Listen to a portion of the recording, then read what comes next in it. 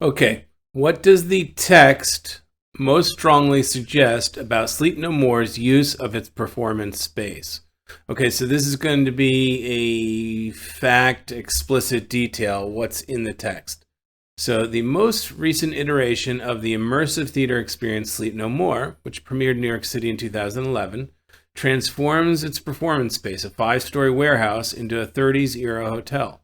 Audience members who wander through the labyrinth venue at their own pace and follow the actors as they play out simultaneous, interweaving narrative loops confront the impossibility of experiencing the production in its entirety. Okay, so we've got a whole house, 5 stories, that the play's going on at once. Different scenes, different characters all over. You can't possibly follow them all, it looks like. The play's refusal of narrative coherence thus hinges on the sense of spatial fragmentation that the venue's immense and intricate layout generates. So a very unique space and structure. It's not just chronological like a typical narrative. It's kind of all over the place. So what does the text most strongly suggest about the performance space? A, the choice of New York City venue likely enabled the play's creators to experiment with the use of theatrical. No, why New York City? That's not particularly important. It could have been a 5-story venue anywhere. B, audience members likely find the experience of the play disappointing. So, disappointing? Who says that? That's not in here at all. It does say they find it impossible to experience the entire production, but that doesn't necessarily mean disappointing. That's not the same thing.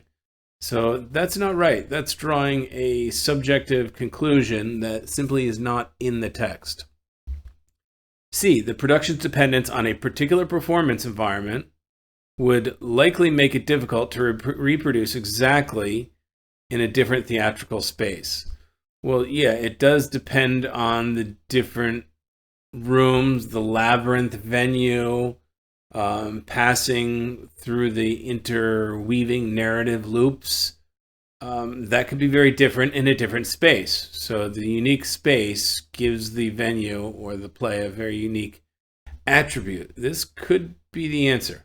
Let's check D. Audience members who navigate the space according to a recommended itinerary. So wait a second. Where do we mention a recommended itinerary? We talk about following their own pace and following the actors as they play out simultaneous narrative loops. That's not a recommended itinerary, and they'll have a better grasp of the play's narrative. No, the whole idea is that there is no narrative, and there certainly is no recommended itinerary. So this is not going to be correct. For members who depart from no, they all must depart from a narrative itinerary. That's the idea of the unique space. C is the correct answer. It's a unique performance space that makes the performance itself unique to that space. C is the correct answer. 2, based on the text, so it looks like we've got a fact, detail. How do people in the capital of Mexico most likely regard Mal Sufrido?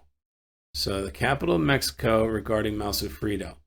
So the following text is adapted from Cristina Mena's 1914 short story, The Vine Leaf. It is a saying in the capital of Mexico that Dr. Mal Sufrido carries more family secrets under his hat than any archbishop. Okay, so how would they view Mal Sufrido? As someone who has their secrets and family secrets hidden. The doctor's hat is appropriately enough uncommonly capacious, rising very high, sinking so low it seems to be supported by his ears and eyebrows. Has a furry look as if it had been brushed the wrong way, which is perhaps what happens to it if it is ever brushed at all. When the doctor takes it off, the family secrets do not fly out like a flock of parrots, but remain nicely bottled up beneath a dome of old and highly polished ivory. So Mal Sufrido keeps the family secrets of the people within the capital of Mexico. So let's see what answer matches. A, many have come to tolerate him despite a disheveled experience. It never talks about his disheveled experience, really, or tolerating him. That's not the right idea in the text.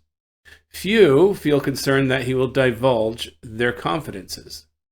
Yeah, it's a saying that he carries more family secrets than an archbishop. And you're not worried about your family secrets with an archbishop. So it's similar to that they probably are not concerned he's going to divulge their confidences. The secrets do not fly out, as the text says. This is probably the right answer. Let's just check C and D. C, some dislike how freely he discusses his own family. His own family? There's no mention of his own family. That's incorrect. D, most would be unimpressed by him were it not for his professional expertise. Okay, it's not about being impressed or unimpressed. Again, this is subjective judgment that is actually not made in the passage at all. So that's not correct. The correct answer is few would feel concerned that he will divulge their confidences. All their secrets, their family secrets, are kept under his hat. Okay, based on the text, what challenge? So again, this is going to be a literal comprehension, explicit detail question. What challenge do humans sometimes experience? All right, let's look. The following text is adapted from County Cullen's 1926 poem, Thoughts in a Zoo. They in their cruel traps and we in ours. So humans are in traps. They're in cages like a zoo, right? So the comparison, animals and humans, both in cages. Okay, that seems to be the introductory idea. Survey each other's rage and pass the hours, commiserating each the other's woe, to mitigate his own pain's fiery glow.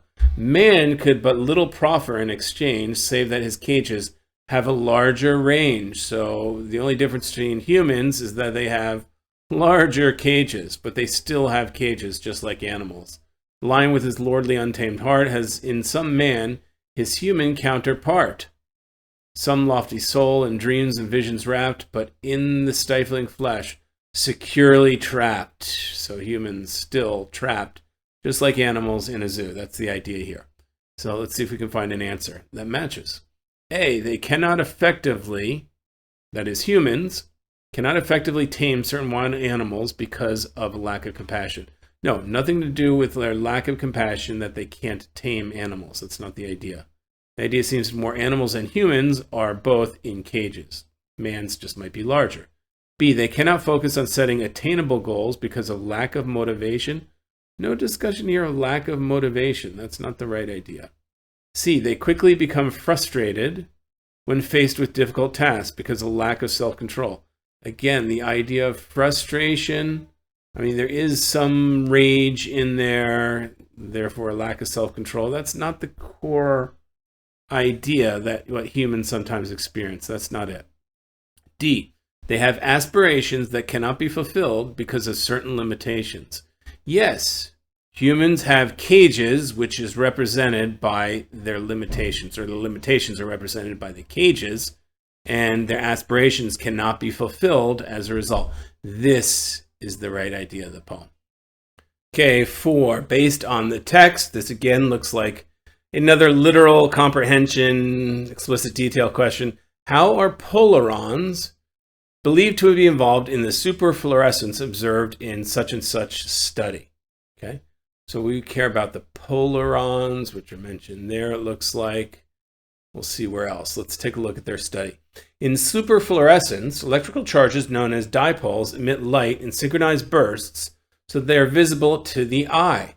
Until recently, this phenomena has only been observed at extremely cold temperatures because the dipoles cannot synchronize at higher temperatures. Okay, so we've got some kind of charges, I guess, and they somehow flash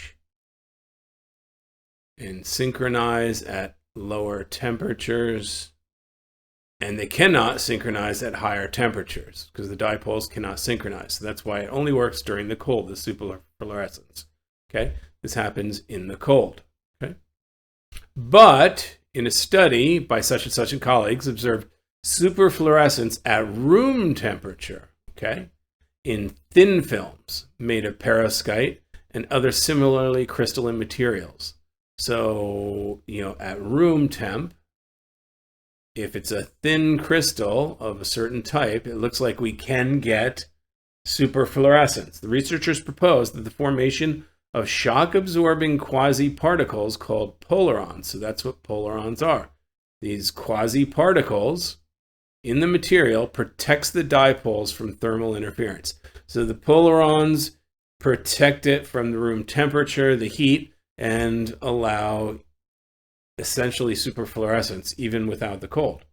So A, polarons enable superfluorescent bursts to cross from one crystalline material to another.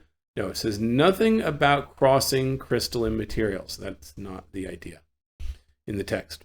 B, polarons allow for the dipoles to synchronize despite higher temperatures. Yes, that's exactly right, right?